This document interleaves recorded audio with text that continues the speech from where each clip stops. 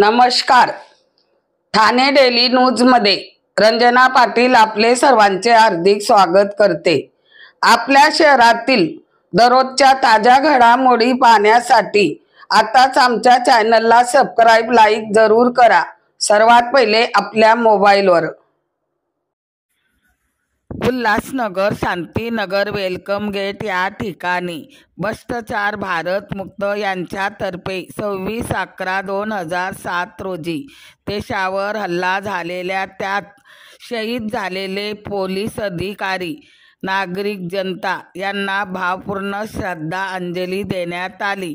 चला तर पाहूया ठाणे डेली न्यूज, हमेशा एक पाऊल पुढे।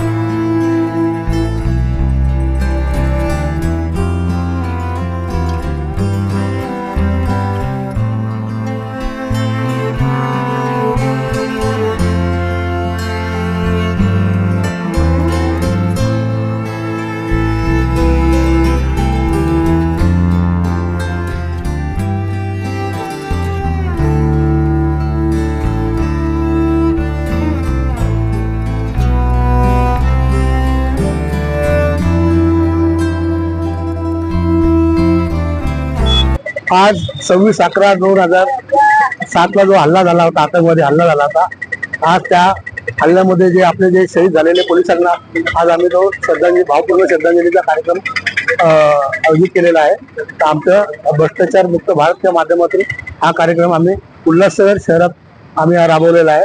आणि आज शहीदांचा या देशाला देणं आहे, या सगळ्या नागरिकांना ही जाणीव असली पाहिजे, म्हणून आम्ही सर्व पोलीस प्रशासनांचा आणि या देशातल्या शूरवीर सैनिकांचा आज आम्ही त्यांचा मनोगत आज सन्मान व्हावा म्हणून आज आम्ही त्यांना भावपूर्ण आदरांजली आज वाहत आहे। जय हिंद जय भारत।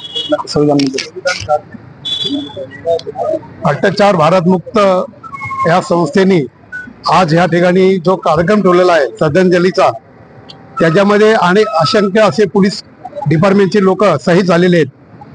बॉर्डरवर मिलिटरी असते, पण ह्या आपल्या शहरामध्ये पोलीस खाता असतो आणि पोलीस खाता सुरक्षित आहे म्हणूनच आपण सुरक्षित राहतो।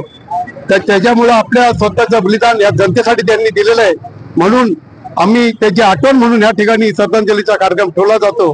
आणि तसेच आमचे भ्रष्टाचार मुक्त भारत या माध्यमातून आम्ही उल्हासनगर शहराला एक असं या निमित्ताने मी सांगत आहे की भ्रष्टाचार मुक्त शहर कसं होईल याच्यासाठी सर्वांनी सहकार्य करावं। जय हिंद जय भारत।